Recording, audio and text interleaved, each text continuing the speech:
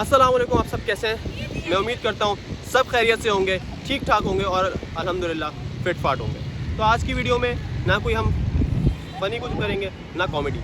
आज हम बिल्कुल सीरियस टॉपिक के हवाले से बात करेंगे। आए दिन किसी को मार दिया जा रहा है, मार के फेंक दिया जा रहा है, और जो है जो कातिल होता है वो आराम से छूट जाता है जेल से। हमने इन कई सालों में ज़ैनब केस देखा, मुस्तफ़ा आमिर केस देखा, और आज मीर अली रज़ा का केस हुआ है। उस सिलसिले में हमारे साथ एक शहरी मौजूद हैं जो सोशल वर्कर हैं, अली रज़ा चांडियो। तो इनसे बात करते हैं आगे। अस्सलाम वालेकुम हसन भाई, कैसे हैं आप? खैरियत से? वालेकुम अस्सलाम, अल्हम्दुलिल्लाह बिल्कुल ठीक हूँ। आप सुनाएं, कैसे हैं? खैरियत से? अल्लाह का करम। हसन भाई, सबसे पहले तो थैंक यू, आपने ये अपॉर्चुनिटी दी कि हम आपके साथ गुफ्तगू कर सकें और अपना मैसेज जो है वो आम शहरियों तक पहुंचा सकें।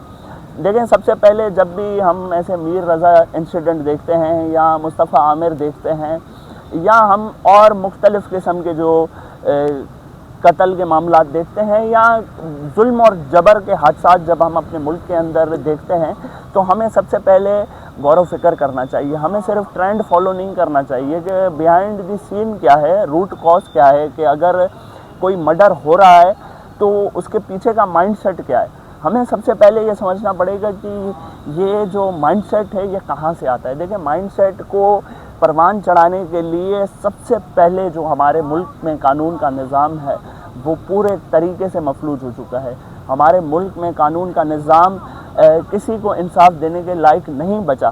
ख़ास तौर पे 26वीं और 27वीं तरमीम के बाद अब जो आने वाले फ्यूचर में मामलात हैं वो आप देखेंगे। अच्छा, मेरी एक दरख्वास्त होती है अपने जो फेलो शहरी हैं, कराची की सिटीज़न हैं, कि देखें हम क्या करते हैं, सॉरी टू से, एक कुएं के मेंढक की तरह रिएक्ट करते हैं। हम ये सोचते हैं कि जो जुल्म और ज़्यादती हो रही है वो सिर्फ़ और सिर्फ कराची में हो रही है और पूरा पाकिस्तान फल फूल रहा है और जितना खून बह रहा है वो कराची में बह रहा है। देखें, हमारे शहर की दास्तान मुख्तलिफ है। हम ये समझते हैं कि दूसरे बड़े शहरों में, पाकिस्तान के में इतना जुल्म और जबर नहीं है, पर हमें ये देखना पड़ेगा कि सबसे पहले हमारे सूबे के अंदर क्या सूरत हाल है। आपको पता है कि प्रिया कुमारी नामी एक बच्ची है जो 3 साल से लापता है। रियासती इदारों को ये पता है कि वो किसके पास है, पर फिर भी वो रिकवर नहीं हो पा रही। क्यों? क्योंकि क्या उनका एक माइनॉरिटी कम्युनिटी के साथ ताल्लुक़ है? जी नहीं, ऐसा नहीं है। उनका माइनॉरिटी के साथ ताल्लुक़ है, इसलिए वो प्रिया कुमारी बाजियाब नहीं हो रही।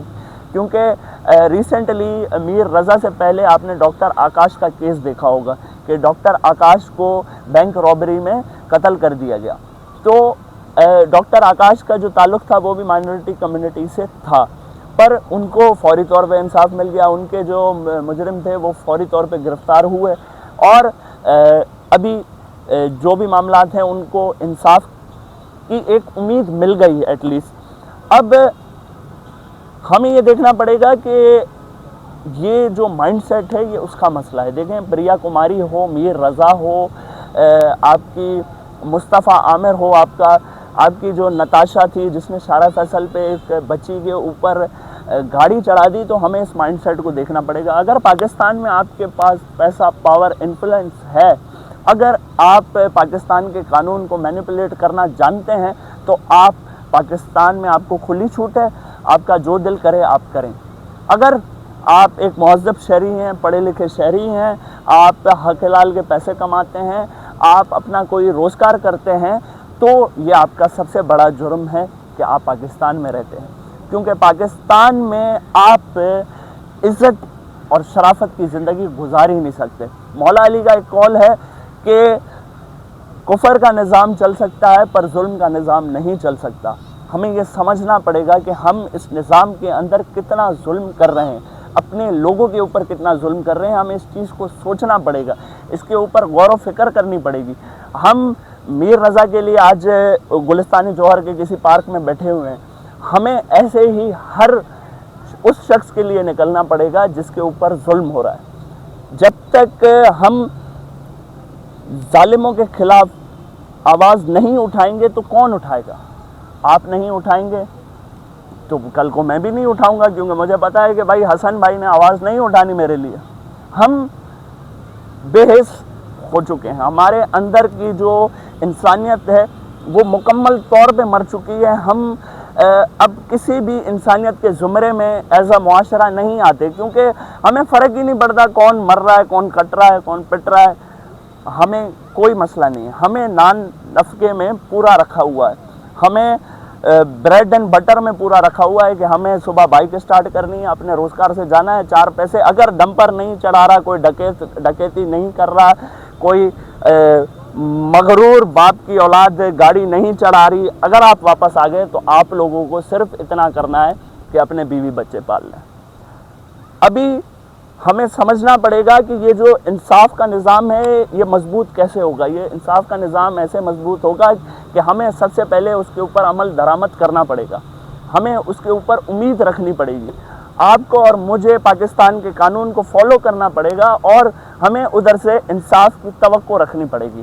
پر مایوسی کیوں پھیلتی ہے ہمارے اس انصاف کے نظام میں؟ مایوسی کیوں پھیل جاتی ہے کہ رباب چانڈو قتل کے دادا، چچا اور والد کا قتل ہوتا ہے، جس میں جو نامزد ملزم تھے وہ 8 سال کے ٹرائل کے بعد بری ہو جاتے ہیں. اب آپ یہ سوچیں کہ ایک بچی کے گھر کے 3 بڑے مرد قتل ہو جاتے ہیں اور وہ در بدر ٹھوکریں کھاتی رہتی ہے انصاف کے لیے کہ مجھے صرف انصاف ملے. اور آپ اس انصاف انہیں کیا ملتا ہے؟ اس کو کیا انصاف ملا کہ 8 سال بعد جو ایکچول قاتل تھے وہ بھی آزاد ہو گئے. تو یہاں پہ مولا علی کا قول ہے کہ دیر سے انصاف ملنا بھی ناانصافی ہے. بے شک. تو ہمیں یہ سمجھنا پڑے گا کہ ہم کیسے بحیثیت معاشرہ خود کو مضبوط کر سکتے ہیں اور خود یہ جو اپنی سوسائٹی کے اندر ہونے والا ظلم ہے اس کو ہم کیسے روک سکتے ہیں. ہمیں اس کو روکنے کا طریقہ یہ ہے کہ جتنے ہم مظلوم ہیں، ہزاروں، لاکھوں، کروڑوں جتنے بھی ہم مظلوم ہیں، ہمیں یکجا ہونا پڑے گا. ہمیں یہ سمجھنا پڑے گا کہ یہ جو مغرور ایلیٹ مائنڈ سیٹ ہے جو کہ انسان کو انسان نہیں کیڑا سمجھ رہے ہیں، ہمیں ان کے خلاف یکجا ہونا پڑے گا. ہمیں ایک پلیٹ فارم پہ آنا پڑے گا. ہمیں وہاں پہ پوائنٹ اسکورنگ نہیں کرنی چاہیے، وہاں پہ ہمیں لسانی تعصب نہیں رکھنا چاہیے، وہاں پہ ہمیں فرقہ وارانہ تعصب نہیں رکھنا چاہیے، وہاں پہ ہمیں مذہبی تعصب نہیں رکھنا چاہیے، وہاں پہ ہمیں رنگ کا تعصب نہیں رکھنا چاہیے. ہمیں یہ سمجھنا چاہیے کہ حسن بھائی بھی مظلوم ہیں، میں بھی مظلوم ہوں، یہ جو کیمرہ مین ہے یہ بھی اتنا ہی مظلوم ہے جتنا ہم یہاں بیٹھے ہوئے ہیں. ہم کبھی کبھی یہ سوچتے ہیں کہ اگر ہم 4 پیسے زیادہ کما رہے ہیں تو ہم اس مظلوم کی کیٹیگری سے نکل گئے. نہیں، پھر اگر آپ کے پاس پیسوں میں کیٹیگری آ گئی تو پھر آپ کے پاس پاور میں وہ کیٹیگری نہیں آئی. پھر آپ کے پاس پاور میں آ جاتی ہے تو پھر آپ کے پاس فورن انفلوئنس وہ نہیں ہے. تو ہمیں یہ سمجھنا پڑے گا کہ ہمیں کرنا کیا ہے. ہمیں صرف ایک کام کرنا ہے کہ ہمیں ملنا ہے، سب نے یکجا ہو کے ظلم کے خلاف آواز اٹھانی.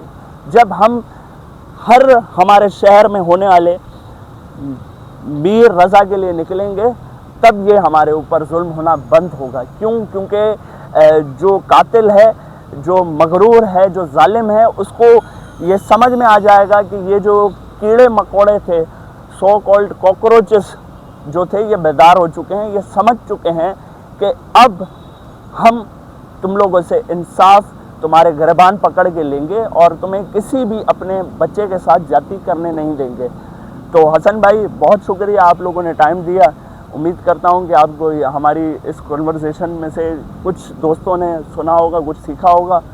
تو باقی حسن بھائی بہت اچھا کنٹینٹ بناتے ہیں، آپ ان کو سپورٹ کریں اور زیادہ سے زیادہ ان کو سپورٹ کریں. کیونکہ دیکھیں آج اگر حسن بھائی کے 8 ملین فالوور ہو جاتے ہیں تب بھی وہ یہاں بیٹھ کے میر رضا کی ہی بات کریں گے.